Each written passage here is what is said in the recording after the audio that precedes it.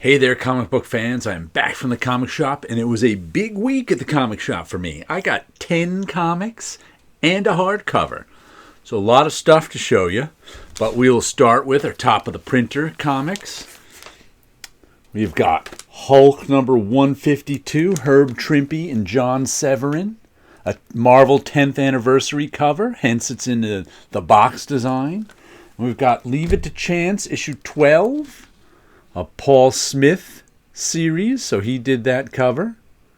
Wow, this came out a while ago. What is there a year on this? I don't know what the year is. June, but this came out. This is old now.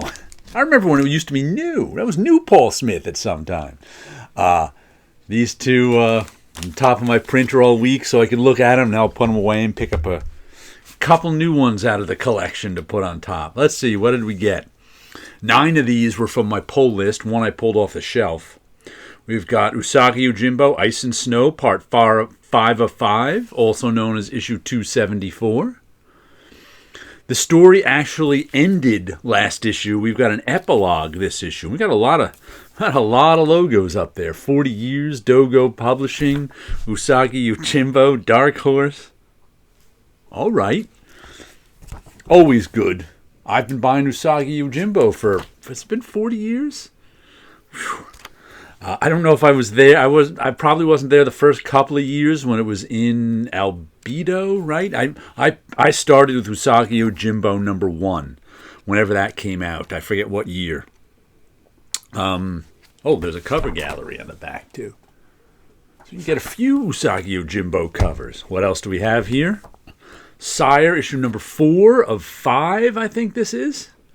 Let's see, this is one that Mike Dolce, little static electricity keeping that closed.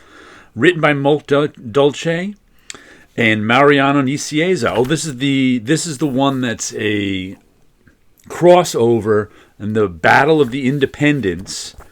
Mariano Nicieza's character with Mike Dolce's. Pencils by Susherpa. Who did the colors and letters by Mike Dolce also. There's the credits. I've been enjoying this series. Sort of a 90s throwback series. This is a new artist on. Well, I think he did half the last issue, and he's doing this whole issue, whoever he is. But I'm sure I'll enjoy that one too. What else do we have? Petrolhead, issue number 4. This is the one about retired robot car racers in the future. That looks very pretty. This one looks extremely pretty. It's like everything is made out of candy. Lots of bright colors. Where's the robot? There's the robot and his little pet robot bird. Actually, I think that's another robot. That's not the lead robot. But look at that. Candy. It's made out of candy. I see you. I've enjoyed issues 1 through 3. I'm sure I'll enjoy issue 4. Oh, and this is issue 3 of Our Bones Dust. Who does this? Ben Stenbeck and Dave Stewart. There it is down the bottom. I think this is only a 4-issue series. And I really like the art. It's kind of light on plot. Post-apocalyptic. This last boy on Earth character who's kind of reminds me of Commandy, but there's no Anna. He's not the last boy on Earth. There's other people. These people are all cannibals too because there's so little resources. They eat each other.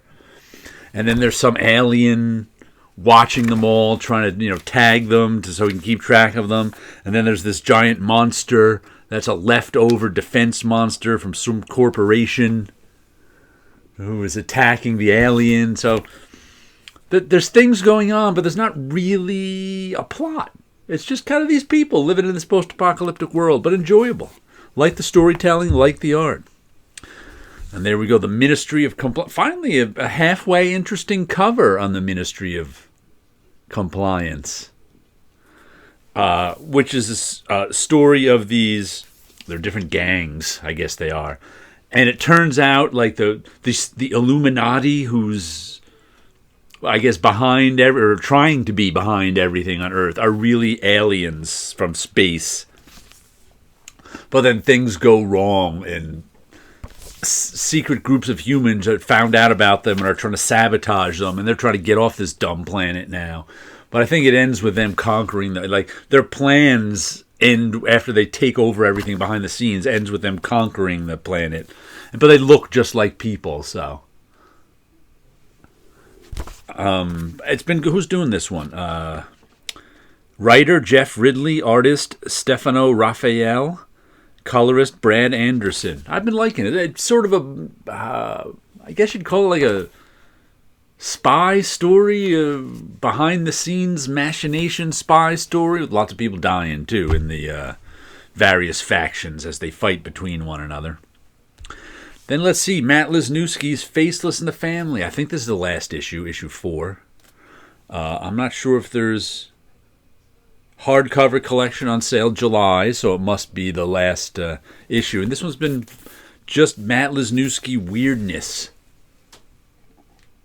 The lettering's a little too small. The art's fun. It takes place on this world that's shaped like a hand, and the palm of the hand is all sort of the wildlands and farmlands, and the fingers are where the cities are.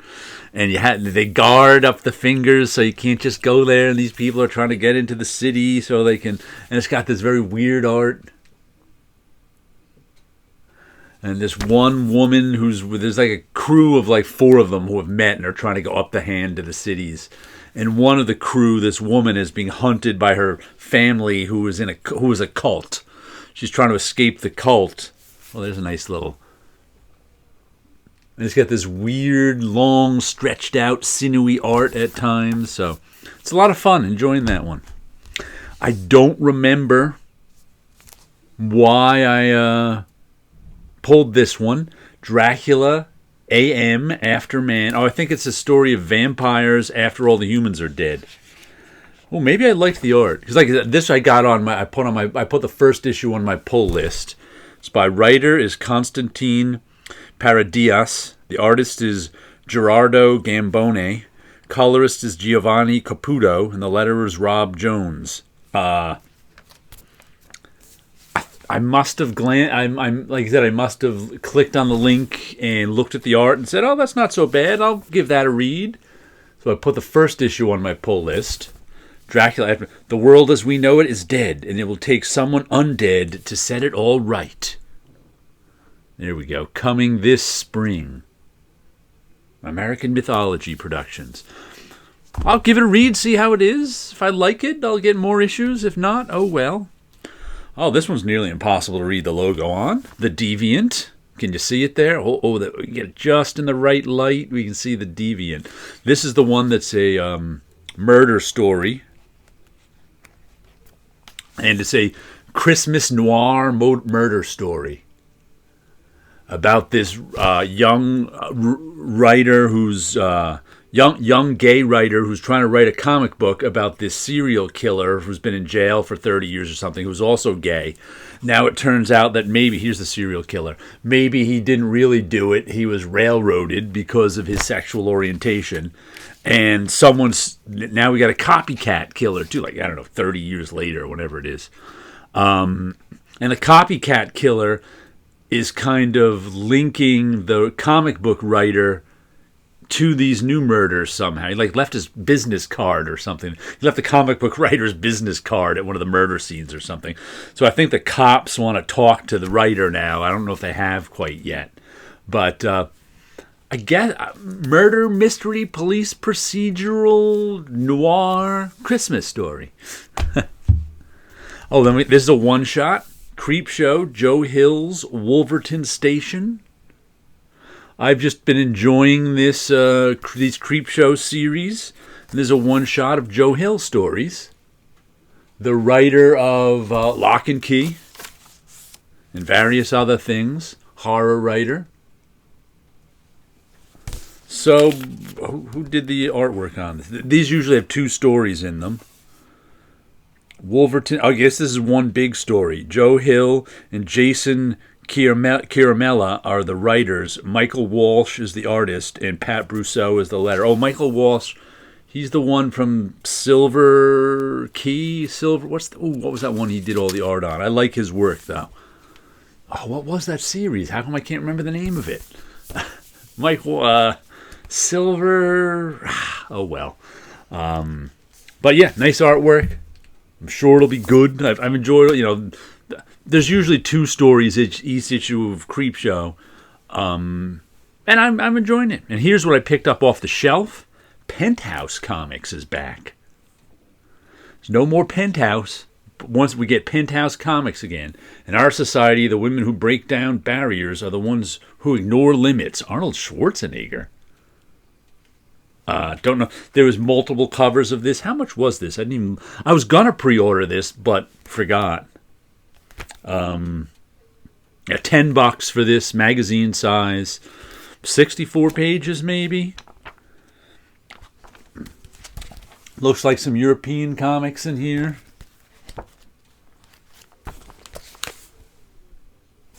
Let's see The Dream by Jean Dufault and Guillaume March. Gun Crazy Videodrome by Steve D. and Jeff with 1 F. Word Search, that's a word search. Miss October Playmate Serial Killer by Steven Desberg and Alan Queirix. Queirix? I don't know how to say that one. I need Paolo to tell me how to say that one. Yeah, there it is. There's the whole page for you. Spoiler, Caligula #1 is in our hearts. The most successful adult franchise. AI sucks. How far is 2? I guess there's some articles in here, too. I don't know. Or is it all? That doesn't look like there's articles. Oh.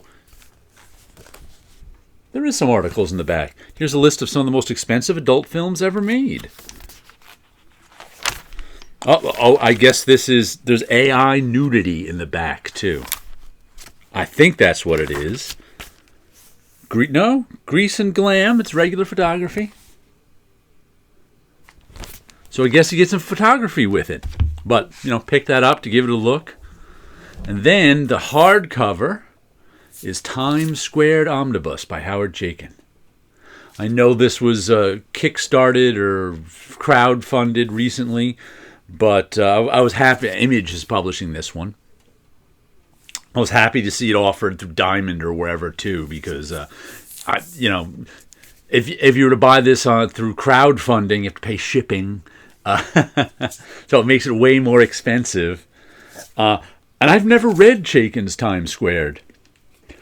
And there's also new stuff in here that was never published before. In addition to the remastered version of the project's debut in the American Flag Special, its long out-of-print first 2 volumes, The Epiphany and the Satisfaction of Black Mariah, the Times Squared Omnibus completes the trilogy with a new 48-page Hallowed Ground, plus many never-before-seen extras from the project. So I saw this was on the final order cutoff. I'm like, I might as well order that from my comic shop. So there you go. Let me show you a little something of mine before we go. Oh, there we go. We got Dreams of Things, 224. A sort of sad-looking fella. He's not looking at you. He's kind of looking off to the side. Not staring at you like a lot of mine are. Some staring off to the side. And it's almost like a playing card guy kind of just hanging out. He's got all this weird decoration around him. And a strange astroturf. I don't know what that green stroke is above him, but it matches with this green down here. I like the pensive way this came out. Some neutral gray on the side to pop the color a little bit more. All right, there we go. Some Dreams of Things. There's my Gatsby that I think I showed you before. Oh, look, his head is disappearing in the glare. Some Dreams of Things, some comic books, and you guys have a good week out there.